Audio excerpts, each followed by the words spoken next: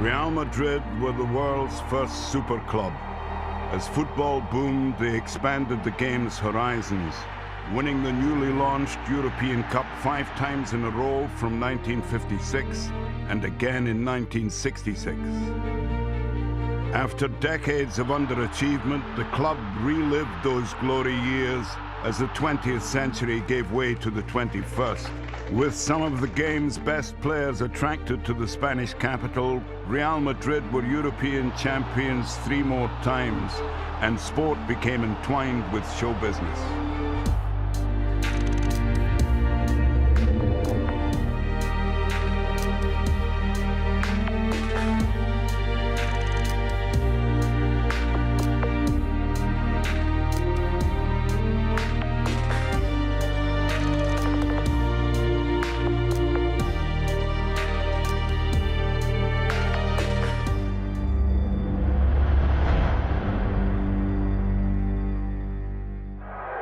For Madristas in the mid-90s, the memories of Di Stefano and Gento lifting the European Cup were fading, and nostalgia was meager nourishment.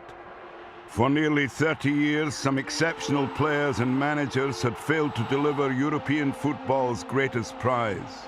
But in 1995, Lorenzo Sanz took over the club presidency, and he appointed a new manager, Fabio Capello. A man whose AC Milan side had humiliated Johan Cruyff's Barcelona dream team in 1994. I decided on a change, and so I went to Real Madrid, where I found a team that needed to be rebuilt, as they'd gone 3 years without winning anything. Capello identified Madrid's shortcomings and went shopping. Mijatovic, Sukar, Seedorf, and Ilgner were all brought in, along with a player who would enhance Madrid's reputation for exciting football, left-back Roberto Carlos. Capello blended these signings with homegrown talents such as Fernando Hierro and Manuel Sanchez. I put together a great team, and we won the title ahead of a very good Barcelona side, with Ronaldo, Figo, Guardiola, Stoichkov. A great, great team.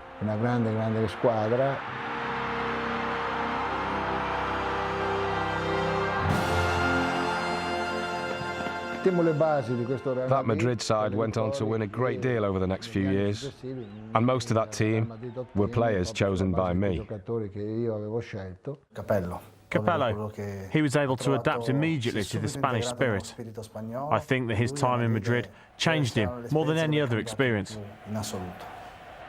But then I made my biggest ever mistake in football. After a phone call from Silvio Berlusconi, I agreed to return to Milan as coach. I think the best thing I took from my adventure with Real Madrid, and it's something I still hold with me today, is that when I arrived at the club, everyone who worked there was convinced that it was the greatest club in the world. Capello was replaced by German Jupp Heynckes, whose only major addition to the title-winning squad was striker Fernando Morientes. He's a very special coach for me. When I arrived, he had just arrived as well, and he was very serious, very responsible, very methodical and hard-working. I had a great relationship with him. But the Germans struggled to control the strong personalities within the dressing room. What had worked at other clubs didn't work at the Bernabéu. The Jupp I knew in Bilbao was different from the Jupp in Madrid, because the dressing room was different, the club was different, the expectations were totally different. In the same way that I was different from the way I was in Bilbao, Jupp changed from how he was in Bilbao. Madrid's league form was indifferent, but in Europe they shone. In 1998, they were drawn against defending champions Borussia Dortmund in the semi-final of the Champions League. It had been many years since Real Madrid had been in the Champions League final, And we got that opportunity to get there against Borussia Dortmund, a very good Dortmund side. I was lucky enough to score the first goal. I remember a cross coming in from Roberto Carlos from the left wing, and I was at the back post and knocked it in.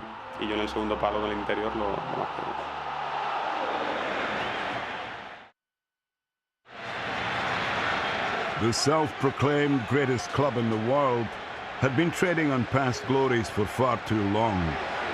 May 20, 1998 was a chance to put that right. And we were against one of the best teams around at that time, a Juventus team with great players like Zidane, Del Piero and Inzaghi. So we went to the final in Amsterdam hopeful, knowing we had a tough task ahead of us, but with a lot of confidence, believing in what we could do, make history. I remember in that match, Juventus came out very strongly, and at the start I thought it was going to be really difficult to win. But then the team settled down, and we began to close down Zidane, who was the best player in their team. And then we had the luck to get the goal through Mijatovic. And it was just a matter of waiting for the final whistle to get our hands on the trophy. When the final whistle blew, the 32-year-old wait for La Septima was over. Real had their 7th European Cup, and the rejoicing in Amsterdam was matched in Madrid. I have to tell you this.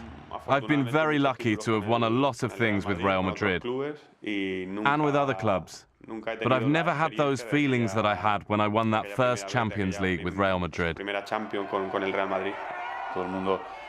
Everyone criticised Madrid for only having won European Cups in black and white. And there had been so many generations of fans and players, great generations, who had not seen Real win the European Cup. So on account of all of this, in Madrid, it was a real party. For Heinkes, the celebrations were brief. Shortly after delivering European glory, the German was sacked. I think the players were very conscious that the time had come for a change of manager, because the team had not done well enough in the league for a club the size of Real Madrid. 2 more managers came and failed. Gus Hiddink and John Toshak each lasted only a matter of months, though Toshak did guide the club to Champions League qualification by finishing 2nd in the league in 1999. New players such as Steve McManaman, Michel Salgado, Ivan Ilguera and Nicolas Anelka replaced stars of the 7th European Cup win. But the reconstituted squad started the season badly, and when Toshak was sacked, the team sat 8th in the league. Madrid is Madrid. It's always mad. They're the most successful team, you know, in the world. So there'll always be huge amounts of pressure on the manager. Firstly, to play entertaining football. They have to please the crowd, and secondly, to be successful. It was a difficult time, very difficult. The team was not in a position that it should have been in. It was a bit of a strange atmosphere in that team, amongst our fans and around the whole club. Real Madrid has to win, it always has to win. And after 2 or 3 defeats, everyone talks about a crisis. Vicente Del Bosque was promoted from within.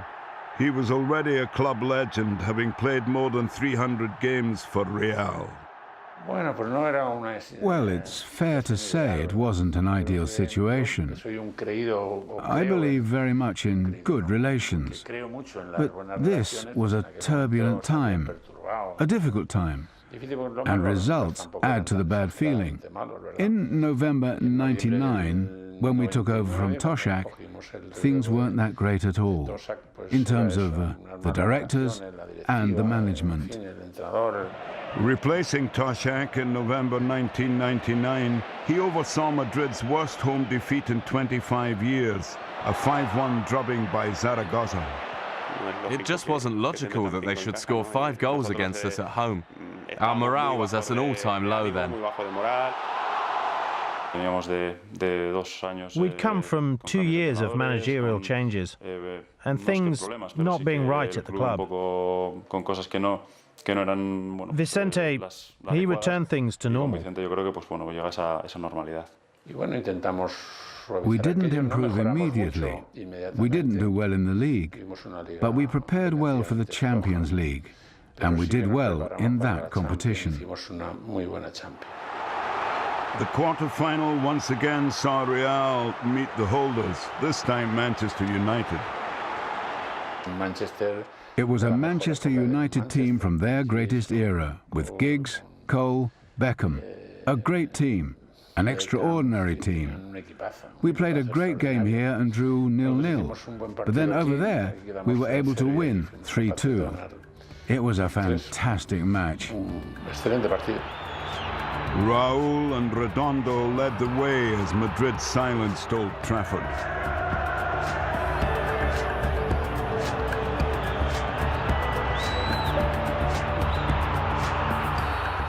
When you play Manchester United, the spotlight is on you.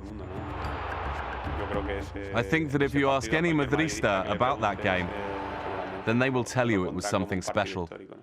Real dispatched Bayern in the semis to set up a final against Valencia. Paris became Spanish for the day. Valencia were pretty much the favourites, as they had eliminated Barcelona in the semi-finals and were almost clear favourites in the final, but we didn't give them a chance to play, and on the day, we were better. We really thought that Valencia would be stronger than they were.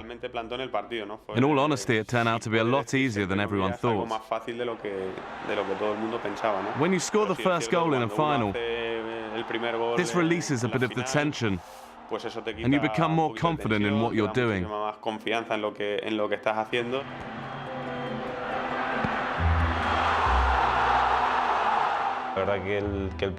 From the start, it all went to plan for us. We won 3-0, and we all enjoyed the game. We didn't want it to end because we were playing really well. And we were so superior to Valencia. It just turned into a big celebration. We went 3-0 up after 75 minutes or whatever, and we'd effectively won the trophy after 70 minutes, and we were showboating and flicking the ball and messing around with it and laughing and joking, and to be that comfortable in a European final, and it was a wonderful feeling. Just a few months after the humbling by Zaragoza, Del Bosque had delivered his first trophy. A seemingly doomed season had ended with an 8th European Cup, and the manager, having proved himself, was in a strong position. But change was looming at the Bernabéu. Florentino Perez, a Madrid property developer, had campaigned to become club president, with a manifesto promising to clear the club's debts and attract the best players to the Bernabéu. If successful, he promised to sign Luis Figo from bitter rivals Barcelona. Perez was elected, and for a world record fee, Figo duly arrived. The money came from selling the old training ground, prime city centre real estate, to the city council. Another transfer brought in Frenchman Claude Makelele to add steel to the midfield. Oh, Claude was fundamental. He gave us so much balance. He really was the point of balance in that team, because it was so offensive. It was amazing arriving at Real Madrid, to play there with all these things that are associated with his club. Di Stefano was at my presentation. He's a legend, and that was exceptional. But I couldn't imagine at the start how it would turn out. It was just amazing. Real Madrid won the league in 2001, finishing all of 17 points ahead of Barca. 2 seasons, 2 major trophies for Del Bosque, a man supposedly brought in to steady a wallowing ship. I think he showed how to handle a group of big-name players. We had some Ballon d'Or winners, big characters. He imposed his way of doing things on us, even though he didn't talk that much. He's a very sensible man who has the capacity to control a dressing room with some very big personalities, and that's the key to his success. He makes the players who are playing week in, week out very happy, but he also makes those who aren't playing feel the same, and that's a great quality for a manager to have. He's a great manager, with so much charisma. And he understands players, because he'd played as well. And under his management, this team improved. Del Bosque's leading striker was another Spaniard, Raúl, who had blossomed into one of football's most productive goal scorers.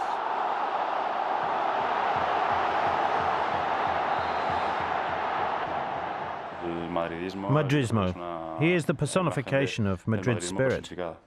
And there was a further boost when Perez gave the club and its fans a very special centenary present.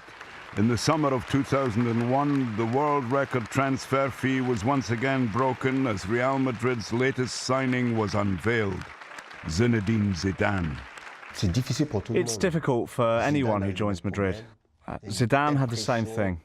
He was under a lot of pressure. He had to ask himself questions.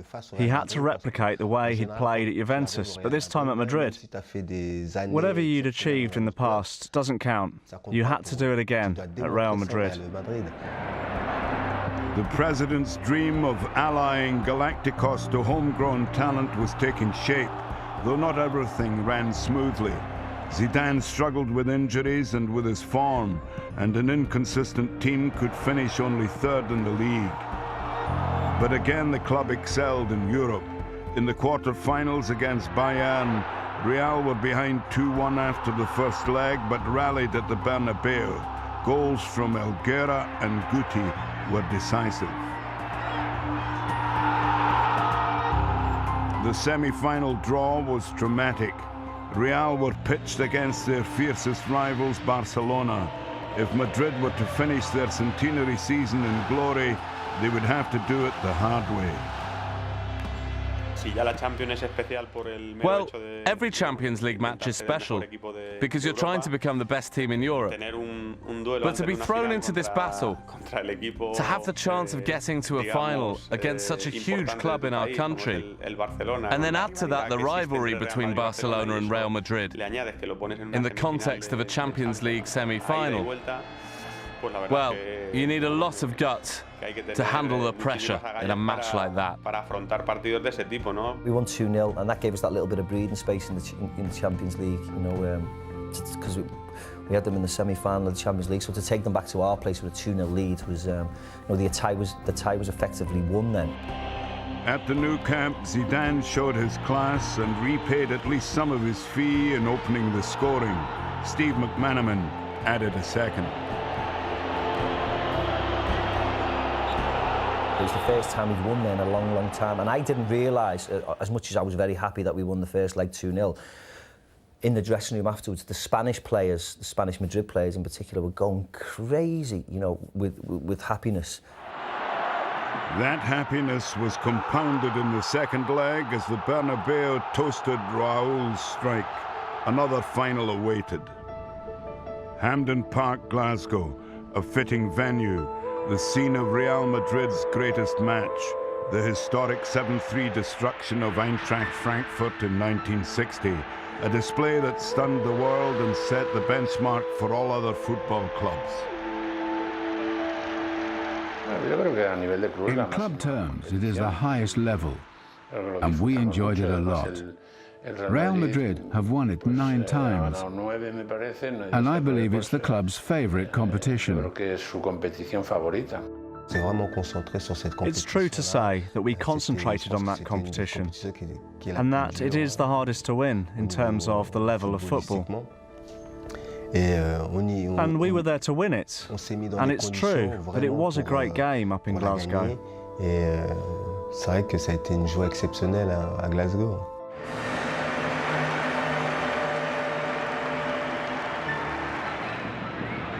It had been a really difficult final to get to, and of course, we were desperate to win it. But Leverkusen made us sweat.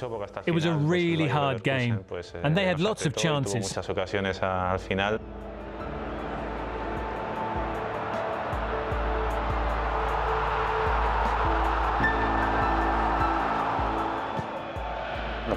We went ahead, they equalised, and then came that goal from Zizou.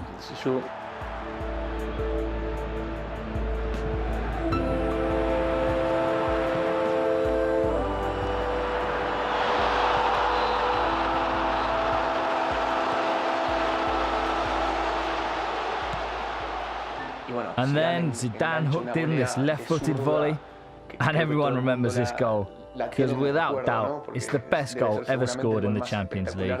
And with it, we won the Champions League. Let me tell you, the day before, he had practiced this kind of move in training, with his left foot and his right foot. And then it happened in the European Cup final, and it seemed as though everything was destined to happen that way, that we would be in the final, Zidane would score, and we would win. It was a privilege to be part of this team in that stadium, to be involved with a goal that I think is the best ever in Champions League finals, and the fact that it goes on to give you victory. Well, it's the goal of the Champions League. It was just magnificent, and to be there as his teammate when he scored that goal, it was special. I think that any football lover, not just Madrid fans, enjoyed that goal.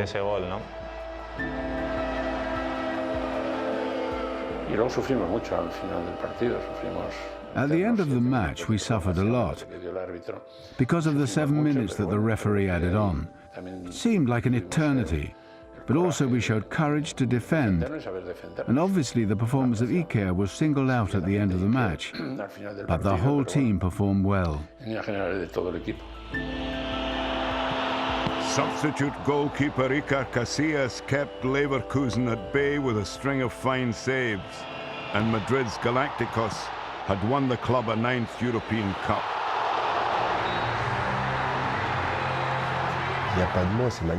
It was great. There are no words to describe it. The whole city gets behind you. I've won trophies with teams like Chelsea and in France. But with Real Madrid, it's something else. It really is the club in world football. The next season, the Brazilian Ronaldo was signed following his brilliant goal-scoring performances at the 2002 World Cup. He added a further attacking option in a team already brimming with talent. Del Bosque presided over another league title, but then style began to be valued over substance. This team was really well set up, both from a footballing point of view and on the human side as well. We all respected each other. Del Bosque was our manager, Hierro our captain. In my humble opinion, we would have carried on winning things, titles. First and foremost, they sacked Vicente Del Bosque, they sacked the manager, and then decided to get rid of Fernando Hierro, the captain. That was a huge blow. The club hierarchy, they wanted to portray a different image of the club and move it into another direction, more media-friendly, more about image. But that, of course, it has to be done with players who can win, that portray the right image of the club. And they forgot about that. We have to understand that someone has to take responsibility. And also, as a manager friend of mine said to me, from time to time, you have to freshen things up so that the project doesn't get stale. I left, Hierro stopped being captain, Del Bosque left. That was a big shock for the group, emotional even. And that was reflected in the results. And that's why they didn't win anything for 4 years. Because key players who were important had left, both on the field and in the dressing room.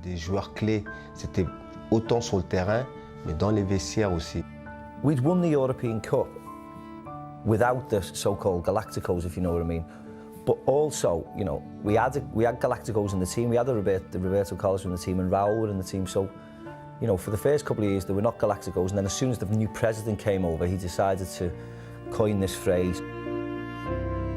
The record books state that Real Madrid won 3 European Cups and 3 league titles in 7 years, returning the club to the forefront of world football. David Beckham became the latest Galactico, but to many it seemed that commercial aspirations had overtaken football ambitions. There were departures of important players. The squad was left unbalanced, and when Del Bosque had gone, Real Madrid struggled. Whether or not the Galacticos experiment worked remains the subject of much debate, but there is general agreement that it was an era in which one of football's greatest clubs assembled one of football's most impressive teams.